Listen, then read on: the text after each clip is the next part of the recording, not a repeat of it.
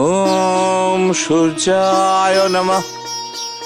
ওম সূর্যায় নমঃ। ওম সূর্যায় নমঃ। হে প্রভু, তোমার কৃপা দৃষ্টি আমাদের উপর বজায় রেখো। দেখো বৎস, চোখ মেলে দেখো, তোমার সামনে একটি দণ্ড ভাসছে। ওটা জাদুদণ্ড। এই দণ্ড যে সে দণ্ড নয়। এর দ্বারা যে কোনো বৃহৎ জিনিস, মানুষ বা জন্তুকে ক্ষুদ্র আকারে পরিণত করা সম্ভব। এই দণ্ড যদি ভুল লোকের হাতে পড়ে যায়, তাহলে পুরো পৃথিবী ধ্বংস হয়ে যেতে পারে। তাই সামলে রেখো এই দণ্ড। যথা আজ্ঞা প্রভু, আমি এর সঠিক যত্ন করব। মঙ্গল হোক। ওরে বাবা, এ তো বিরাট কাজের জিনিস। যাই, এক্ষুনি ওস্তাদকে গিয়ে খবর দিতে হবে।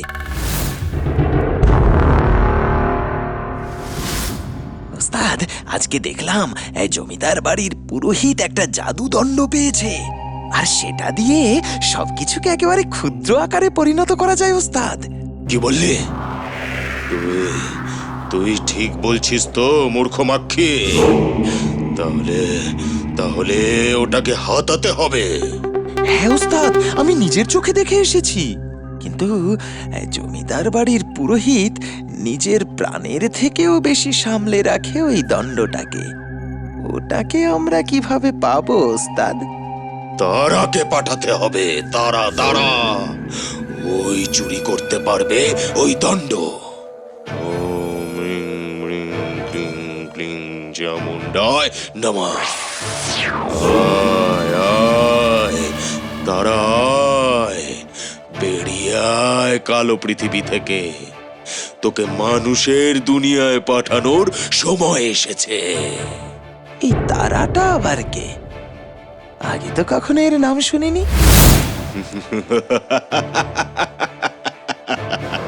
যা যা তারা যা, ওই পুরোহিতের পাওয়া জাদুদণ্ডকে চুরি করে গোবিন্দপুরে হাহাকার ফেলে দে। যা যা যা।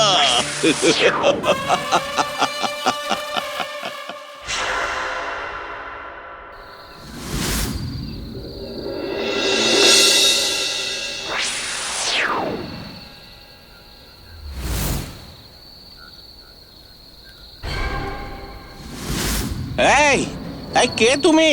ওই জাদুদণ্ড নিয়ে কি করছো? আমি তারা, এই দণ্ড আমার।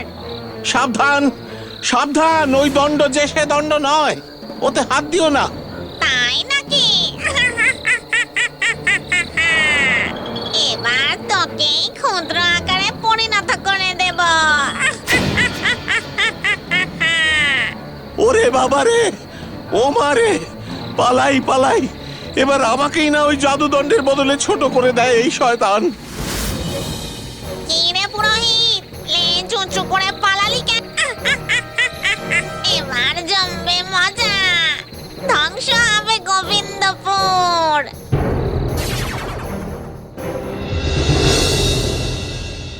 এই সব মিষ্টি আমার, দিয়ে দে এক্ষুনি, দিয়ে দে। ও মা, সে কি? এই সব মিষ্টি তুমি নিলে আমার চলবে কি করে? আমার মুখের ওপর কথা বললে তার কি অবস্থা হতে পারে সেটা তুই জানিস না। তবে রে, এত উদ্ধত্ত! যা যা, পালা বলছি এখান থেকে।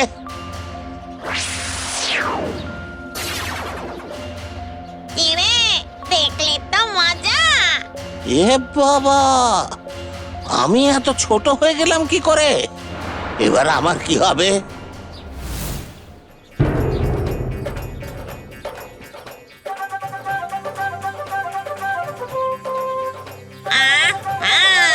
কি ভালো খেতে মিষ্টিগুলো। এই খাট আর আলমারিটা শেষ করতে পারলে খুব ভালো হয়। এই কে রে তুই? এই সদ্য পালিশ করা জায়গায় বসলি কেন? আমি তারা, যা করেছি বেশ করেছি। আমায় কোনো কাজে কেউ বাধা দেয় না। এখানে আমি কিছুক্ষণ এখন বিশ্রাম করব। দাঁড়া দাঁড়া, তোর হচ্ছে, দেখাচ্ছি মজা। ওরে বাবা রে, এ কি নতুন উপদ্রব শুরু হলো রে বাবা!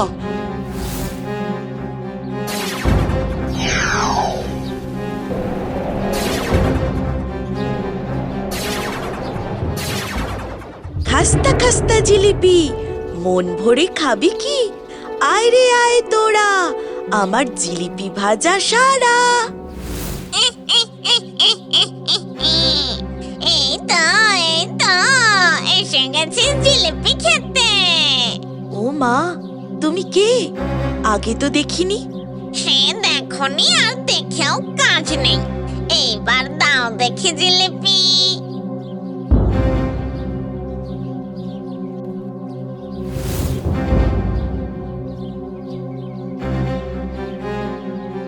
এতে আমার হবে না, ওই কড়া থেকে তুলে নেব আমি নিজে।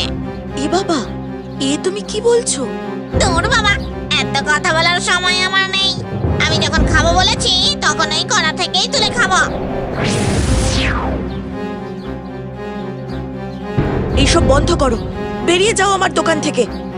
এই জাদু লাঠির ক্ষমতা তুই জানিস না, এইবার দেখবি মজা।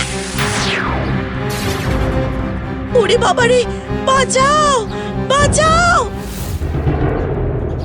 আজকে যা শুনলাম পুরোহিতের কাছ থেকে, সেটা শোনার পর থেকে গায়ে কাঁটা দিচ্ছে তো।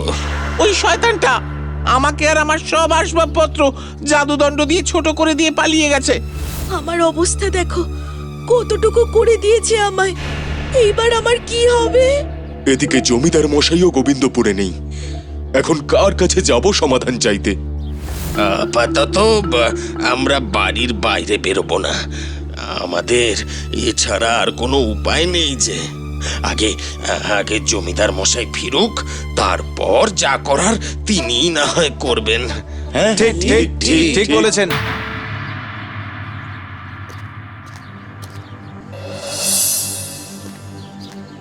দেখ বাবা, বলাই রে, দিনকাল খুব খারাপ। তুই কিন্তু ঘরের বাইরে বেরোবি না, এই বলে দিলাম। হ্যাঁ? কেন বাবা, কি হয়েছে? একটা দুষ্টু রাক্ষস এসেছে গ্রামে, সবাইকে জাদুদণ্ড দিয়ে ক্ষুদ্র আকৃতির করে দিচ্ছে। তোকে আমি সাবধান করে দিলাম কিন্তু। পাশেই তো পেয়ারা বাগান, যাই দুটো পেয়ারা নিয়ে আসি আমি। একদম বাড়ির পাশেই যাব, দুটো পেয়ারা নেব আর দৌড়ে চলে আসব।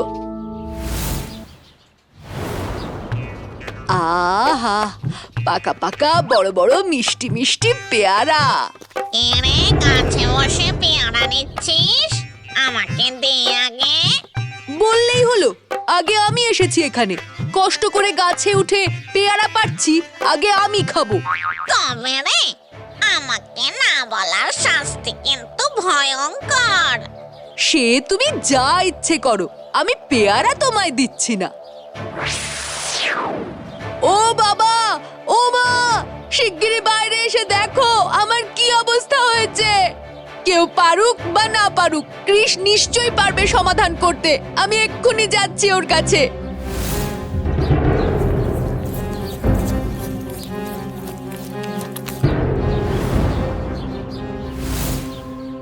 ওরে কৃষ, শিগগিরই বাইরে আয়, দেখ আমার কি অবস্থা করেছে এক রাক্ষস। বেরিয়ে আয় কৃষ। কি রে বলাই, তোর এই অবস্থা হলো কি করে? তারার মতো দেখতে একটা রাক্ষস সকাল থেকে গোবিন্দপুরে তাণ্ডব করছে। তার কাছে একটা জাদুদণ্ড আছে, সেই দণ্ডের সাহায্যে সবাইকেও ক্ষুদ্র আকৃতির করে দিচ্ছে।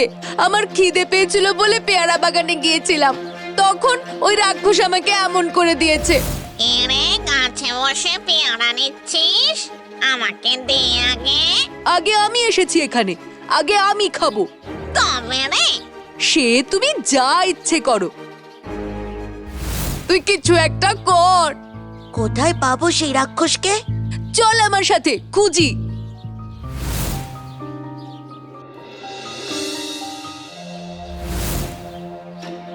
পালা কৃষ পালা, ওই যে রাক্ষস আসছে। ওরে বাবা রে, কোথায় সেই রাক্ষস? আমার পিছু নিয়েছে। তোরা লুকিয়ে পড় কোথাও, তাড়াতাড়ি।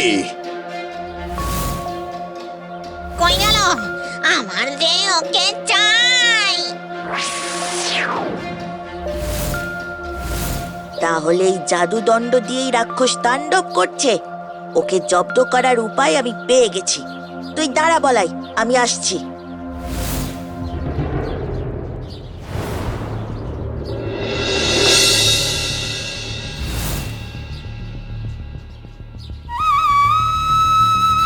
এই ছেলে, ওই বাঁশিটা আমাকে দে। না, দেব না। তবে রে, আমায় না করছিস? তোর এত বড় সাহস! কে তুই? আমি কৃষ। আমি রেগে গেলে তোর কিন্তু ছাড় নেই। যা ইচ্ছে কর, আমিও দেখি তোর কত ক্ষমতা।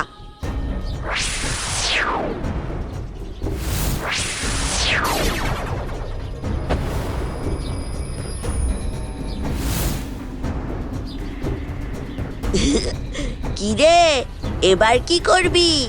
এই রে, এবার আমার কি হবে?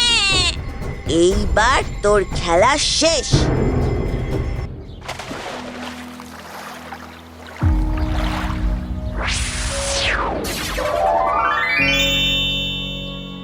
এই নিন পুরোহিত মশাই, আপনার সম্পত্তি। কৃষ বাবা, আজ তোমার জন্য এই বিপদ থেকে গোবিন্দপুর রক্ষা পেল।